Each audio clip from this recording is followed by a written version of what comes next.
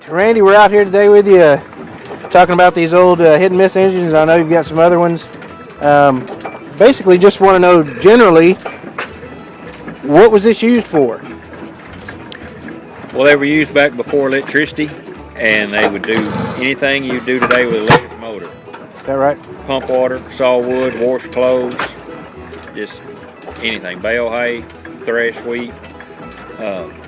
This particular one was used on a sawmill over east of here in Kentucky, and it went from there to a collector down around Nashville, and then I got it from his family after he passed away. Okay. Now, another question of interest to me is, how do you even start this thing? You don't have to start it now, obviously it's running, but what would be the procedure on it?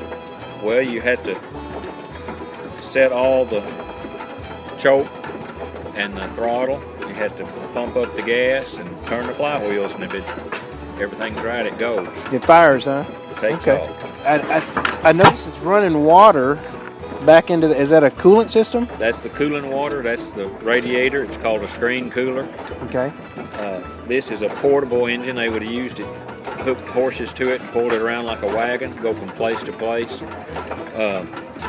This would have been before the tractor time, and so they moved this around to pull the bigger equipment.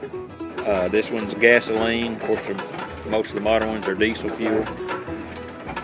This has got a hit and miss governor. When the engine gets up to speed, that's almost a joke because it's such a slow speed. Right. But it gets up to a certain speed, the governor kicks in and it latches the exhaust valve open. Okay. So the engine's just coasting, just freewheeling.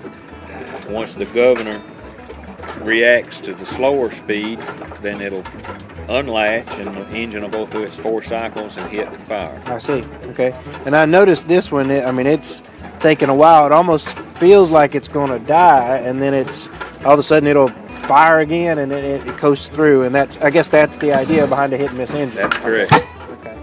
Now, obviously, under load, this would not be this slow. If it were being pulled or had a belt on it, like you said, it would probably have to be timed up a little higher. It's probably running about half speed what it normally should run. Okay. Maybe a little slower than half. I see. Okay. And the main difference in a load is not necessarily the speed, but how many times it would hit. Okay. You would hear it hit maybe 3 or 4 times in a row and then coast. I see. And that would be according to the load. I see. Getting it up to speed and then just coasting back down to up to speed and where the governor catches it. Yes, okay. Yes. All right. Yeah. Now, this particular model, what year model is it? This is a 1908 International Harvester. Okay. Built same International Harvesters we know of today. All right. Now, what is the oldest one you have, or that ever shows up? The oldest one that I have in gas engines is a 1904. Okay. All right. And it's smaller, I assume, than this. Yes. Size, yeah. Yes, it is small. Okay. In fact, it's sitting right here. Oh, okay. This one right there. All right. Same basic engine, just a little earlier model. Okay. All right. Well, we understand it's your birthday tomorrow. Is that correct? That's correct. Well, happy birthday. Thank you. And thank you so much for your time, and we appreciate it. Appreciate you coming out. Hey, no problem. It was wonderful. Thanks, sir. Yep.